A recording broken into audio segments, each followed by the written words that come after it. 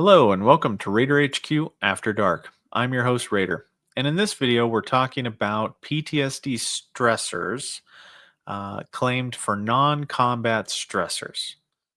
So that's going to be the focus of this video primarily. However, before we get into that, there was something I wish to address before that. So let me just share my screen. Now, I don't know, a lot of you have watched a lot of the videos, and in my prior PTSD combat and fear based, I had spoken about, and I had also spoken about this in the personal statements, lay and buddy statements videos, about if your buddy is going to make a statement, you want to have it to where they submit their DD214. I had said that beforehand. And the reason why I had said it is because of this manual reference right here, which talks about in service stressors. But it's actually a good idea for all potential layer buddy statements from fellow service members. And what happens is that we accept a buddy statement from a fellow veteran as corroboration of an in service stressor if the statement is consistent with the time and place and circumstances of both. This is key now, both the veteran and the fellow veteran making the buddy statement. And the only way to corroborate that, right, that the actual veteran statement, you know, the information that they're providing is within their scope of, their knowledge to know, is if we can prove that they were at the same place at the same time. And the only way that we can kind of do that is if the evidence, if we have a DD214 from that veteran, right? Because if the evidence available calls into question the qualifications of the veteran to make the statement. So this basically says if you have no way to know whether or not they would know the information, you should ask them for a DD214 and or other evidence to show that they were at that location. So this is a very within the scope thing for the VSR to have to do. So, but most VSRs don't do it. Right? They don't actually do this corroborating evidence that it is required for the rater to provide value, or I would say weight, to the statements made on the personal statements. So that's why I caution all of you that if you're going to get a fellow veteran to make a statement based upon an in-service thing that they would know about from in service, we need their DD214 or some evidence to show that they were in the same unit, the same country, at the same time, something. And I had also had comments about, well, what happens to their information? They get kind of freaked out about it because they don't want to submit that into the nether and just kind of have that be hanging out there. Well, please note that there are ways that we are supposed to bookmark and document that there's PII, personal identifiable information of a different veteran in this veteran's chart. So it's supposed to be kind of isolated and labeled as such because it's meant to stay there to prove or disprove a matter at issue. So I just wanted to take the time to kind of point this out, and I'm kind of tongue tied today, but I wanted to point it out that this is why I think that your DD214 of the veteran who is providing the buddy statement is required, is because it is required. If it's not of record, then I have no way to prove that the person making the statement would have that informed information, like that they would, it would be anything more than hearsay unless I get a DD214. So this is the manual reference. I'll put it in the video description, but I just wanted to kind of, so that way you guys can see where I'm coming from. It's not just my opinion. It literally falls into the weighing the evidence section. Like, I can't, and this goes for beyond PTSD. This goes for any other veteran that was making a statement. You need to help us assign weight to it by objectively corroborating the evidence. So that's about all I want to talk about with that. So moving on to the main topic of the video. So non-combat PTSD, what is it? Well, good question. And if you notice that I've got marks here, it's because I've tried doing this video a couple times and I get tongue-tied. So non-combat events. So what are they? Well, they're natural disasters, they're life-threatening diseases to self or significant other, their duty on a burn ward. I've done that. Graves registration. If you had that job duty, witnessing the death or injury, like witnessing like a car accident, or like a plane crash, something horrible like a ship sinking, explosion, plane crash during routine drills, or even friendly fire. And I want to take the time to highlight friendly fire for a second on a gunnery range like this one right here. Because I don't know why this gets discounted so much. I actually had this happen where some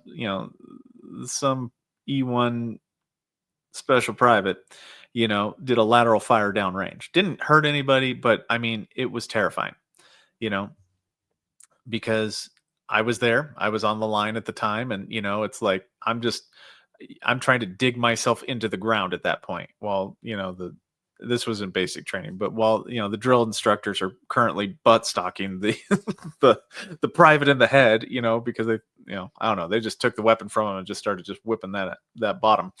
But uh,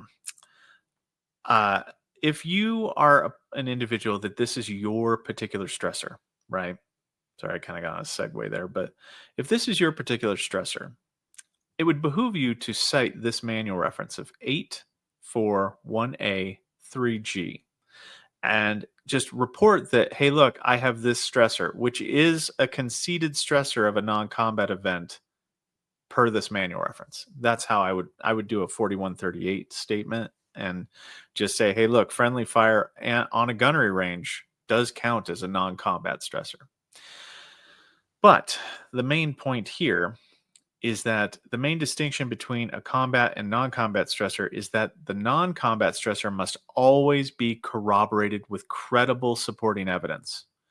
Okay, so this is why, it's much harder to get a non-combat stressor conceded, and because it's on the veteran, the onus is on the veteran to prove that it happened, and that not only that it happened, but you were there and you were a participant in it, in whatever the event was. Now, you didn't have to be like, participation is a vague term, and it just means that you had to be physically there. Like, if you watching 9/11, the 9/11 Twin Towers on TV is not the same as you being at the site of the Towers whenever it happened. Like, that's the difference, right? Um, the only caveat to that, actually, because drone, like if you were a drone pilot, that would be under the combat version. So that wouldn't fall here. So you actually have to be a participant there. If your friend died in country and you weren't in country, then you couldn't claim that because you weren't technically there at the time. It's traumatic, and I give that to everybody, but it doesn't count for the non-combat stressor. The veteran's lay statement in absence of other credible evidence cannot serve as evidence of or for verification of the stressor. So this is important because this is a fact that many veterans don't understand, is that you need something in addition to your personal claim that it happened. Now, I'm only talking about non-combat right now. Personal trauma and MST, they have their own requirements. So please do not extrapolate what I'm saying to those two specific stressors. And there's a reason why I have separated out the stressors the way that I have, because they are not reviewed equally. They have their own requirements. So please, if you are trying for personal trauma and or MST, please wait for those videos. They have their own requirements. So I cannot stress that enough. Now, moving on. The way for a non-combat stressor, we have to review once again that credible supporting evidence. But this is where it harkens back to the requirement is we cannot concede. So this is the VSR's section of the manual. We cannot concede the stressor based upon the veteran's lay statements. And this is where they kind of expand on the credible supporting evidence must document that the veteran's participation in the event. Technically, you just had to be there. um, like participate. You don't have to like be carrying bodies out. Like you could have like I ran up and checked on the car, and like I was, I talked to the person. I mean, you don't have to. It doesn't have to be graphic what you did. You just had to technically be there and be a participant in it. Um, you couldn't have found out about the information after the fact. Indicates that the veteran served in the immediate area. So if like you had an event that happened in Germany, like a car accident, you would have to show that like your name was in a report from the car accident, that you served in the area of Germany at the time, and that the evidence kind of supports your recollection of the events, right? Right time period. If your account is a year or two off from when objective evidence says it happened, that kind of becomes a problem, right? So these are the requirements. So you have to like this must be true for us to concede the stressor. And that's what makes PTSD such a challenging thing at times when it's not related to combat or fear to prove, because there's a lot more evidence that goes into the non-combat PTSD stressor concession. Now, let's say the VSR doesn't concede your stressor and they just send it ready for decision to the rater. The rater can look at it and go, okay, let me look at this. Is the evidence enough to satisfy the stressor? Or, because I would sometimes kick stuff back because I said, what, hey, you didn't do a thorough review on this. I don't see in your notes where there was a thorough review. So it behooves you to not rely on the actual sorry, naughty dogs. It behooves you to not rely on the VA to gather the information for you, because if you don't gather the information yourself, there's no guarantee that the VSR will gather it for you to a sufficient level to concede you to get an examination. And if you're doing a non-combat uh, a claim for PTSD due to a non-combat stressor, and you don't get an exam, that's because the VSR didn't have enough information or enough evidence to prove or to concede your stressor, is how we say it. So just please keep that in mind. So you want to do your homework, you want to front load as much evidence as you can to prove these three things to be true about your claimed stressor. Now, what I'm going to tell you is if you have not all non-combat stressors are the same, right? If you have one that you can prove more than, like, if you had three different stressors, then if you had one that you could easily prove and two that were hard to prove, I might go with the easiest one to prove and just claim that one, right? Just to be honest with you. And then that would probably be the one I stuck with during my examination as to what the potential stressor was. As long as it met criteria to be a stressor for PTSD. Because let me look here. No, I didn't. There's this, and I didn't actually pull it up. So there's this thing, and I'll just talk about it really quick. Things that almost happened don't count as a stressor. So it has to be something that happened directly to you and it actually happened. So a situation like if somebody brandished a firearm and they didn't shoot, but they could have, that might have been scary and that might fall under personal trauma, but they actually have to, like, I almost got into a car accident. It's not the same as you got into a car accident. So almost getting into a car accident, or what's one that typically gets denied? I almost deployed. That's one that actually um it saddens me, because it can be scary, if you were deploying to a combat zone and you actually didn't deploy, then it doesn't count. So you have to keep that in mind, that the stressors actually have to have happened in order for us to count it. So moving on, this is going to be kind of a hosh posh video because I've recorded it like 5 times and I need to get it done. The responsibility for stressor verification. Okay, so when it says claims processors, it means both the VSR and the RVSR. So we have to review the evidence. We have to, like, when evidence of record is not sufficient to concede the stressor.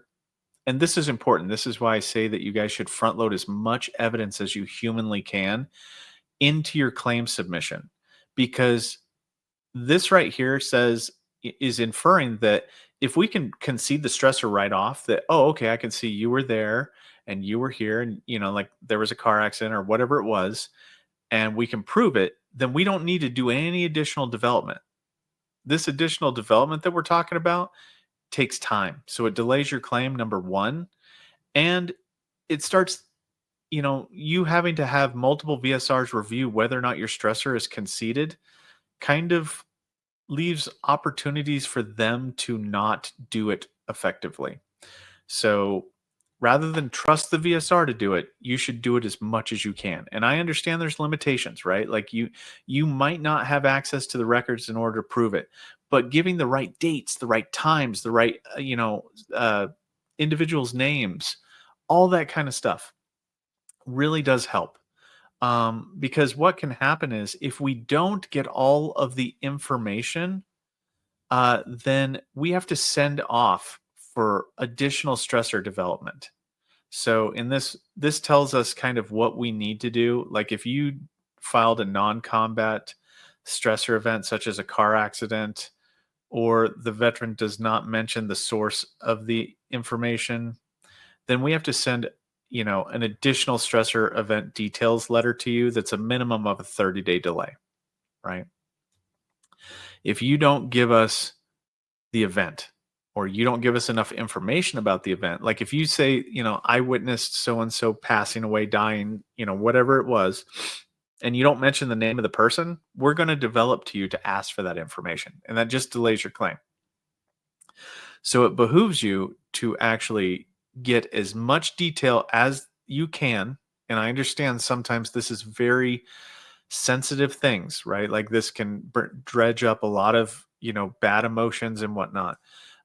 If you need family members to help you, like whatever you can do to get as much information, because I want you guys to have the highest likelihood of having a positive outcome from this and not get denied based upon a technicality that you just didn't produce enough information, right? So do your best. And then you can submit these on a 21-0781 form as to what the stressor was. But keep in mind, we want to know, it's like Clue, Colonel Mustard in the billiard room with the candlestick. We want to know everything: who, when, what, where, how, why, like all the things, names, dates, locations, to the best of your ability, right? So just keep in mind, if you don't provide us with that stuff, we will try to get it. But if you don't, then it will get denied, unfortunately. Now, talking about being denied, what's the responsibility of the RVSR and the DRO? And the DRO would be under a higher level review. Like if you submitted for a higher level review on it, then the DRO would be the decision maker in that circumstance. But mostly it's going to be the RVSR. Gosh, I hate this thing. I don't like Windows 11 at all. So just want to point that out there, because every time I do this, it does this stupid thing and I hate it. But that, I digress. Okay. So deciding the issue of service connection for post-traumatic stress disorder is the sole responsibility of the decision maker.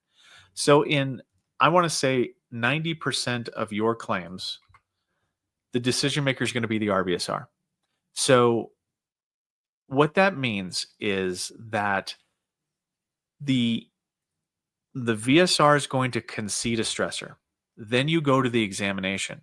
And then the examiner is going to, based on your testimony, decide if you do have a diagnosis of PTSD, what stressor caused your PTSD. So that's kind of why it's not a good idea to give them 16 different things, because, it can be bad, because your stressor has to match up, and we have to do research on every single stressor you give us.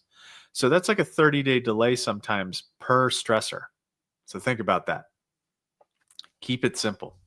Keep it to your highest likelihood of stressor, because if you should be denied, you can always submit an additional stressor.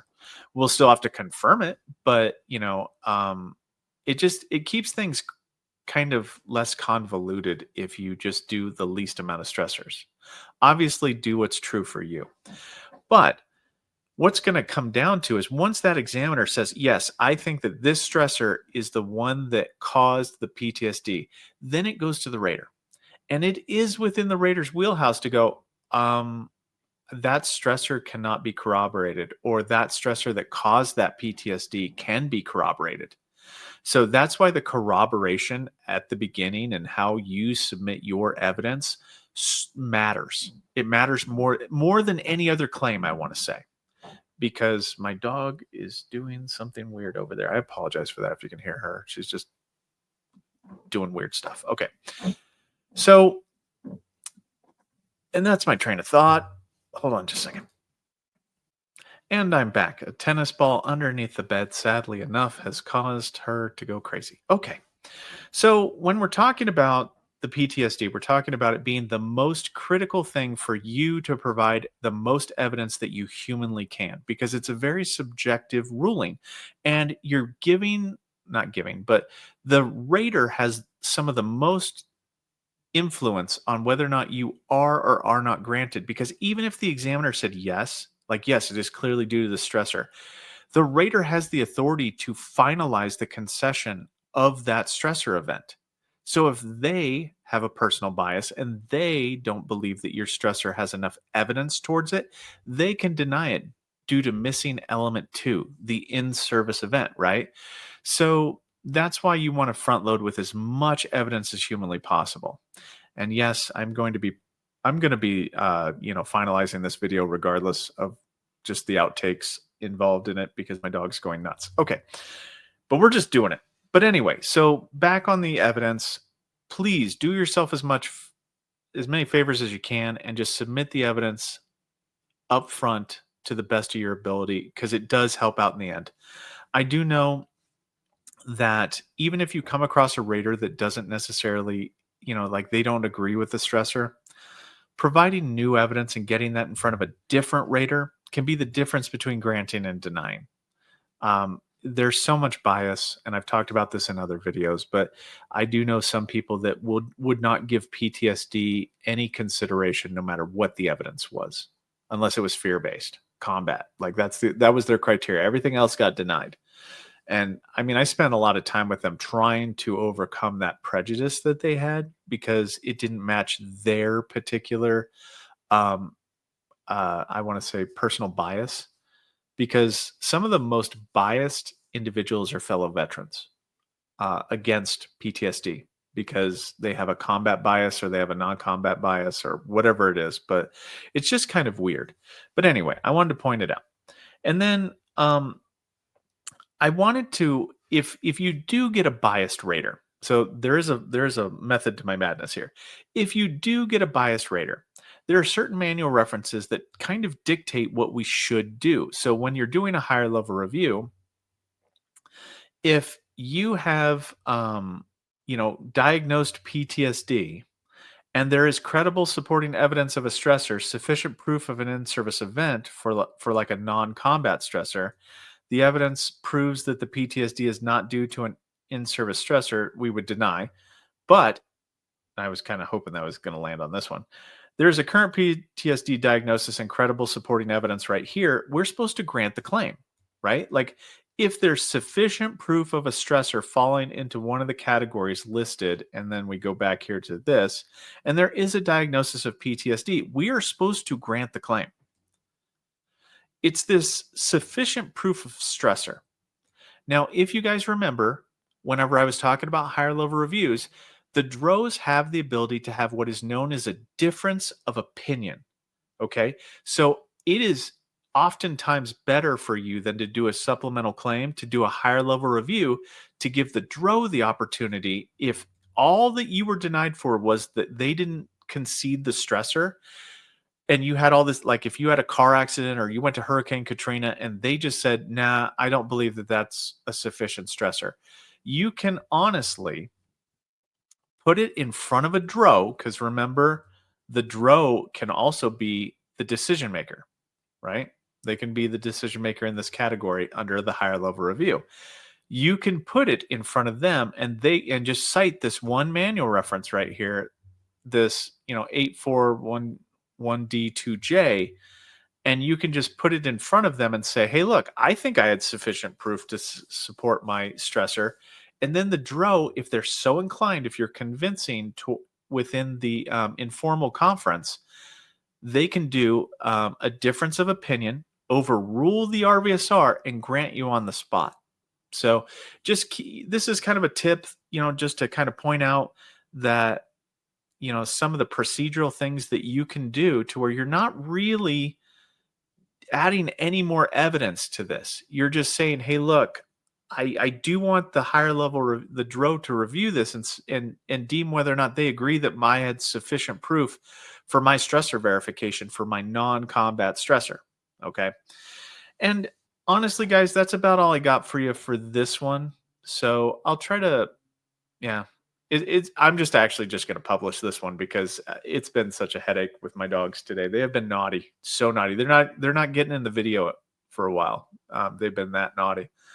But yeah, I'd like to take the time to say that we've reached 3,600, well above 3,600 subscribers, which is cool. I appreciate it. The channel is growing at exponential levels, and my kids say that it's kind of a cool thing. So I'm just going to take their word for it.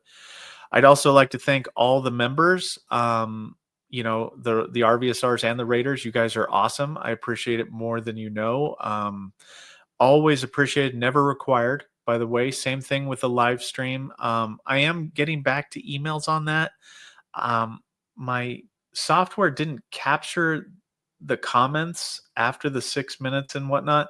So if I don't get back to you on that, shoot me an email. I've got about 120 emails that I've got to go through. So, and I'm trying to give detailed responses. So please be patient with me. Also, there's a live stream that I'm going to do a live stream every Saturday, I think. I might change the time around for people, but Saturday, I think, is my day. But anyway, we're at the 27-minute mark, and this one's happening regardless. So I apologize for all the flubs and dogs and nonsense, but that's about all I got for you for the non-combat PTSD. Raider out.